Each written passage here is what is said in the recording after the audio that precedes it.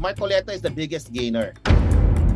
Congressman Marcoleta is the biggest gainer. Iglesia Ni Cristo has to take into consideration that now, at least in Octa's survey, Marcoleta has an excellent chance.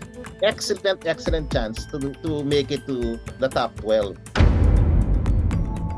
Will they now spread their support to everyone, or will they just focus on Marcoleta? It doesn't make sense.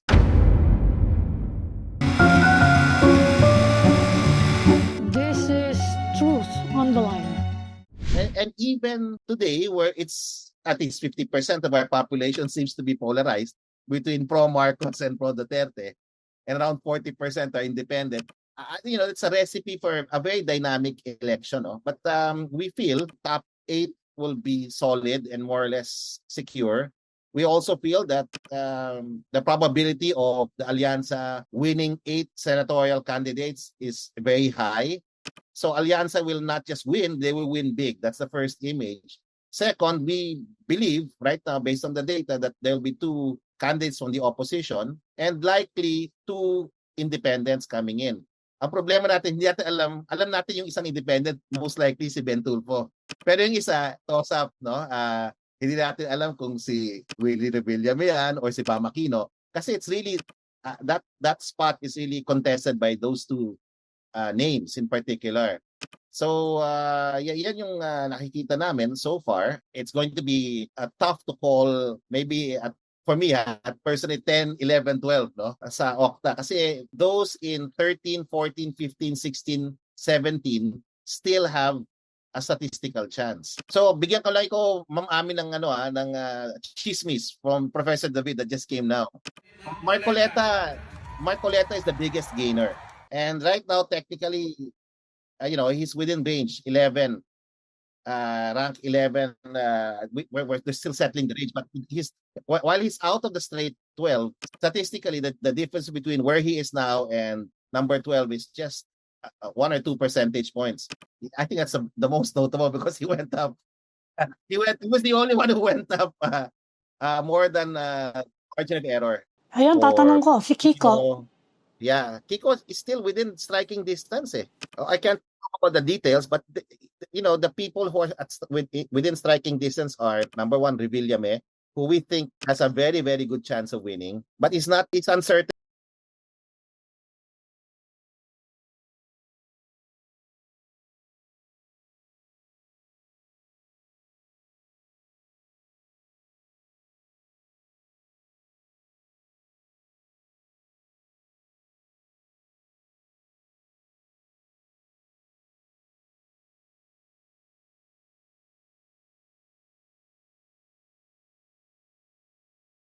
Wala nang problema si Bam in that sense, based on our survey. But, to sustain that, to consolidate and sustain that, 2 weeks old na yung survey na to, people have to understand. So, may time lag na to, can Bam sustain it?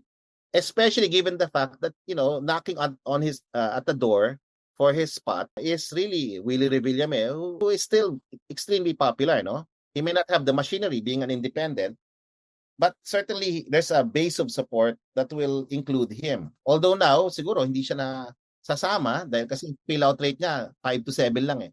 Pero what if on the day of the voting, people will change their mind, they want to fill up, and many people will just fill up, no, just for the sake of filling up.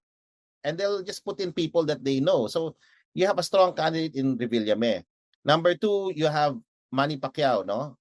Who's, he's actually declined since January.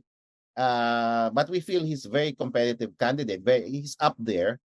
And then we cannot discount Benher Abalos and Amy Marcos because of the machinery. Pero si Amy, di ba parang static si Amy, di ba?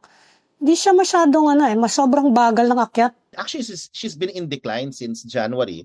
But she's getting endorsements from a particular group.